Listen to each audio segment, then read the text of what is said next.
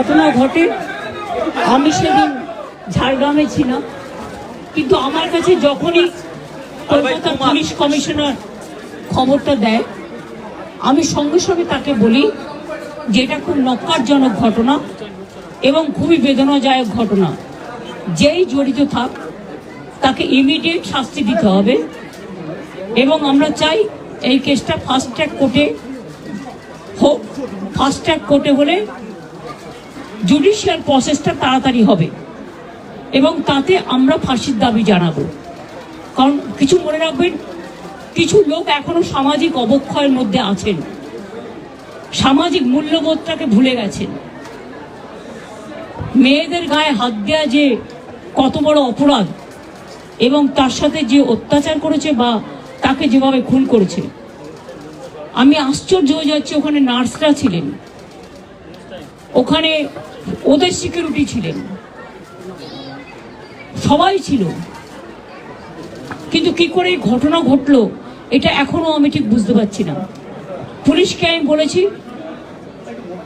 বাবা মাও যেটা আমাকে বলেছেন যে ওদের ভেতরেই কেউ আছে।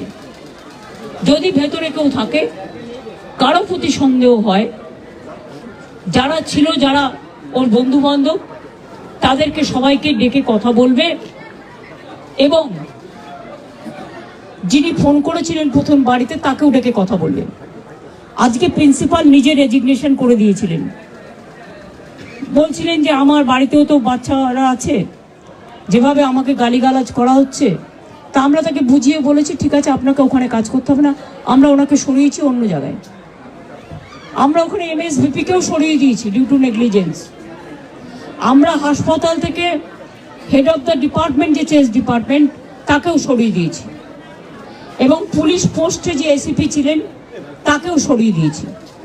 সবাইকেই সরানো হয়েছে এবং ডগ স্কোয়াড থেকে শুরু করে, ভিডিও থেকে শুরু করে, ফরেন্সিক ডিপার্টমেন্ট থেকে শুরু করে সবাইকেই ইনভলভ করা হয়েছে যাতে খুনি গ্রেপ্তার হয় এবং দোষীরা শাস্তি পায়। এবং আমি চাই পুলিশ যত তাড়াতাড়ি সম্ভব দোষীদের গ্রেপ্তার করবে।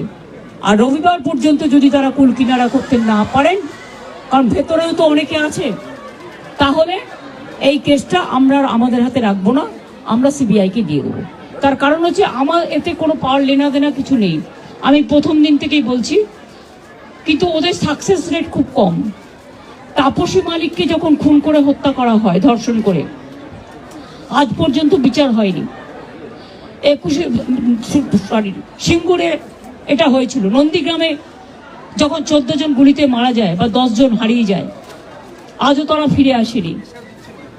এই কেসগুলো সব CBI-এর হাতে ছিল, রিজার্ভের কেসও ছিল, একটা কেসেরও বিচার হয়নি। এমনকি রবীন্দ্রনাথ ঠাকুরের নোবেল প্রাইজ চুরি হয়েছিল, সেই কেসটাও ছিল, মানুষ কোনো বিচার পায়নি। কিন্তু তবু মানুষের স্যাটিসফ্যাকশনের জন্য যদি কেউ ভাবতে পারে যে পুলিশ ঠিক মতো করতে পারছে না, যদিও Calcutta police is the best police in the world, তাদের তদন্তের যে সিস্টেমটা এবং সবচেয়ে ভালো অফিসারকে লাগানো হয়েছে সমস্ত কিছু দিয়ে। আমরা রোববার পর্যন্ত সবাইকে ডাকবো, আমাদের পুলিশ ডাকবে, এটা বিনীত বলবে, আমি বিনীতকে বলতে আহ্বান জানাচ্ছি। আমরা অলরেডি যে ইনভেস্টিগেশন প্রসেসের মধ্যে যারা যারা ওই পিওর কাছাকাছি ছিলেন, কোনো ধরনের কোনো কানেকশন আছে, ইনভলভমেন্ট আছে, প্রত্যেকটা লোককেই ডাকা হচ্ছে এবং ডাকা হবে যদি কারো না ডাকা হয়ে থাকে।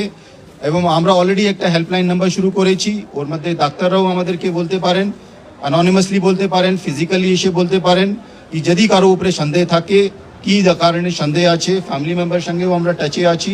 কালকে অ্যাডিশনাল CP1 পার্সোনালি এখানে এসেছিলেন, উনি ওনার ভিউটা জেনে গেছেন। আমিও আজকে এসেছি, ম্যাডাম এখানে এসছেন, আমরা ওনার ভিউটা জেনে গেছি এবং ওদের সঙ্গে আমরা কন্টিনিউয়াসলি যোগাযোগে থাকবো এবং প্রোগ্রেস অফ ইনভেস্টিগেশন নিশ্চয়ই ওদের সঙ্গে শেয়ার করব। এবং আমরা নিশ্চিত কি আগামী 4-5 দিনের মধ্যে যদি আরও কেউ থাকে, আমরা নিশ্চয়ই ওদের সবাইকে আমরা নিশ্চয়ই অ্যারেস্ট করতে পারবো। আর যদি তা সত্ত্বেও যদি ফ্যামিলি স্যাটিসফ্যাকশন না থাকে, ম্যাডাম যা বলেছেন সেটা হবে।